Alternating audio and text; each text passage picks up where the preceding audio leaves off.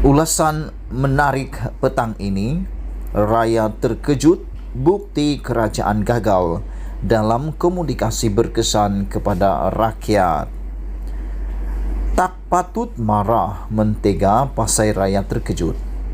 Sebenarnya mentega tak boleh buat apa-apa pun. Dia tak dirujuk pun dalam isu tarik raya. Dia hanya raya apabila diberitahu tarik raya.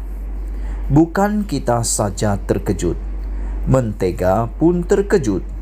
Cuma kalau kita terkejut jam 8.15 malam, jam 8 malam mentega dah terkejut.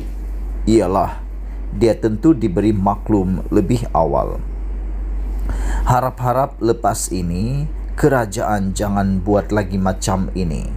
Apa salahnya umum lebih awal, atau apa saja cara yang ada untuk elak terkejut. Tak payah ikut Arab, tak kira Arab negara manapun. Budaya depa tak sama macam kita. Bukan isu ketupat atau rendang, tapi isu keselesaan orang ramai. Kita diberitahu ada peniaga yang masih berharap untuk jualan perhabis stok sehari sebelum raya. Tapi apabila diisytihar raya terkejut, peniaga tak boleh buat apa-apa.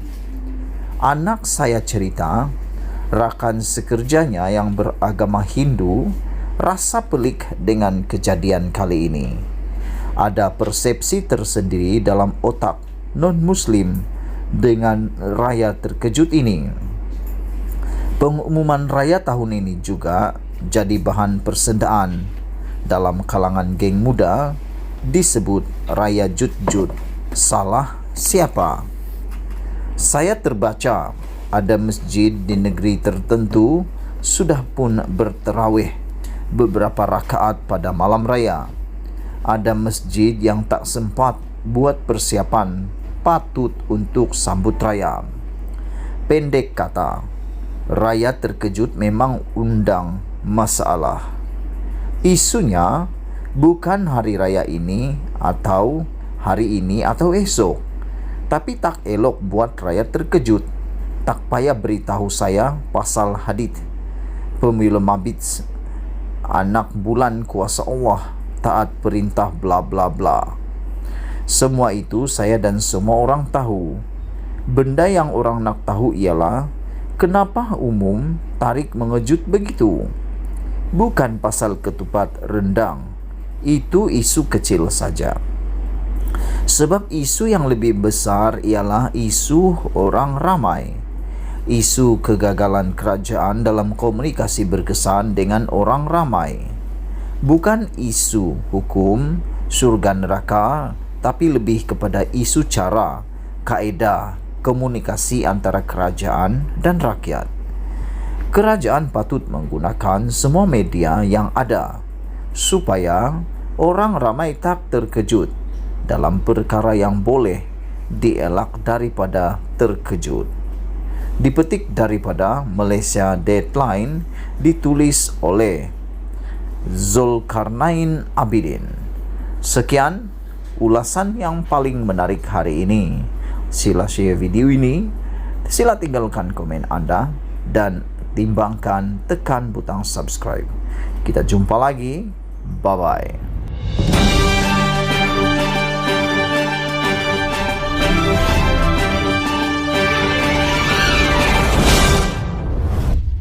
Selamat petang, salam sejahtera. Isu hangat petang ini, KKM jangka kes COVID-19 melonjak kategori 1 dan 2 selepas Aidilfitri. Berita sepenuhnya.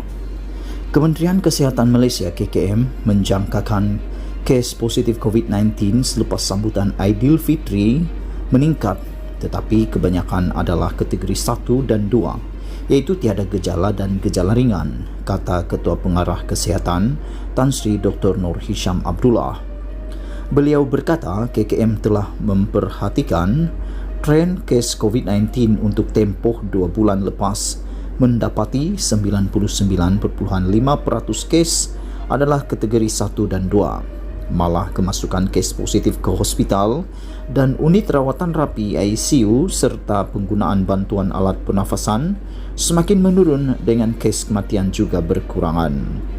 Katanya, lebihan kematian pada 2020 dan 6 bulan pertama 2021 adalah rendah dibanding sebelum pandemik dan mendapati lonjakan lebihan kematian pada Julai dan Ogos tahun lepas, lapor bernama. Namun, lebihan kematian berjaya diturunkan pada Ogos dan bulan seterusnya dengan liputan vaksinasi yang tinggi dengan populasi dewasa melebihi 99%, remaja pada 92% dan dos penggalak menghampiri 70%. Ini memberi keyakinan untuk membuka semua sektor dan kembali kepada seolah-olah pra-pandemik, tetapi ia belum berakhir. KKM masih menggunakan 4 kaedah menangani COVID-19, iaitu dengan liputan vaksinasi, ubat antiviral, kesihatan awam yang masih mengekalkan pemakaian pelitup muka di tempat sempit dan pemakai pelitup muka di tempat terbuka tetapi sesak masih digalakkan serta melaksanakan ujian kendiri jika bergejala, katanya. Bercakap kepada media selepas menyantuni petugas kesihatan di Hospital Putrajaya yang bertugas pada 1 Syawal hari ini, Dr. Nur Hisham berkata, sebanyak 1,503 kes positif dicatatkan semalam dan ini adalah satu perkembangan baik.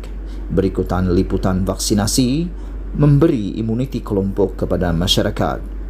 KKM berharap tren ini kekal supaya dapat mengharungi COVID-19 dengan baik dan hidup bersama virus dalam peralihan ke endemik.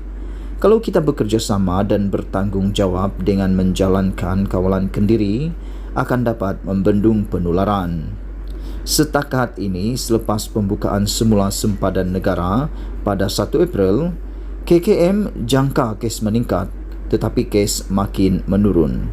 Ini menunjukkan ketahanan imuniti kelompok, iaitu vaksin dan mereka yang dijangkiti telah pulih mempunyai ketahanan imuniti semula jadi. Ini akan membantu KKM mengawal dan membendung penularan jangkitan COVID-19 dalam negara, katanya. Dr. Nur Hisham berkata, cuti petugas kesihatan tidak dibekukan tahun ini untuk menyambut hari raya.